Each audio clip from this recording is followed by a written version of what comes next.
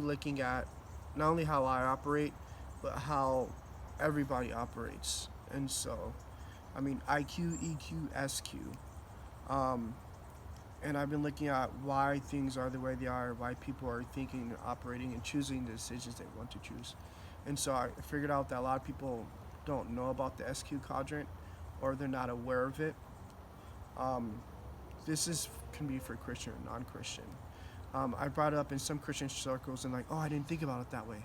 That's amazing, but I noticed that a lot of in our SQ, what's important is there is principles and values. Those are things we're accountable to, and things we should live by that are kind of absolute, the standard.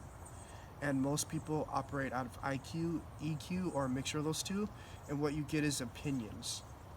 And so you cannot operate and make long-term decisions out of opinions, because opinions change with time, knowledge, and basically with time and knowledge, opinions will change. Um, and so people are making decisions out of opinions, and they're trying to claim that as a value, which in retrospect it cannot work as a value or principle, because it is absolutely against the functionality of any kind of system. And so What difference did it make to you personally? What's your story? The difference it makes me personally is it helps distinguish my functioning. So it helps me better be introspective about myself and saying, is this a principle? Is this a value? Now, where is that? Where is it based at? Is it just an emotion that I'm feeling right now, maybe for a feeling I'm having for months? Or is this coming out of my SQ, which is where my principles and values and my accountability to God is, my spiritual growth, because that's the foundation. Then once I discover where it's coming from, then I can able better to discern and make better decisions because of that. And so not only that, but I can also balance it now, because now I can kind of discern between, like the sword discerns between the spirit and the flesh. I'm discerning between my IQ, my EQ, and my SQ.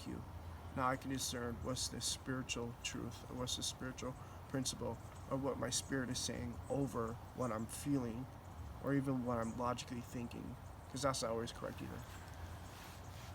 Can you give an example of something you felt like kind of dropped into your spirit by way of wisdom, a decision you were trying to make, or if you want to share a little bit more about the flagging, what that looks like for you? So, which is weird because it's starting to so manifest in my flagging.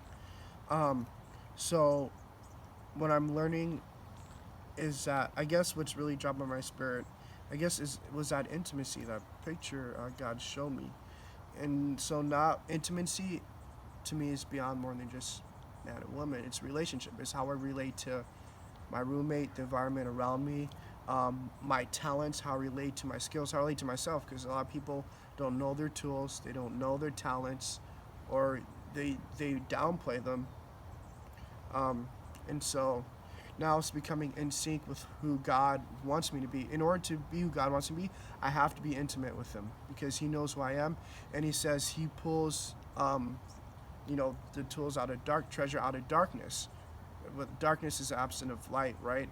It's where I can't see, but He knows it's there, so He pulls it out. In order for me to realize that, I have to be intimate with Him. And so that's transcended to my flagging. Now when I'm flagging, I'm not just waving the flag around, I'm becoming intimate with that flag, and I'm demonstrating the intimacy that I'm pursuing with Christ in my flagging by dancing with the flag, by being the flag, and being intimate in my dance.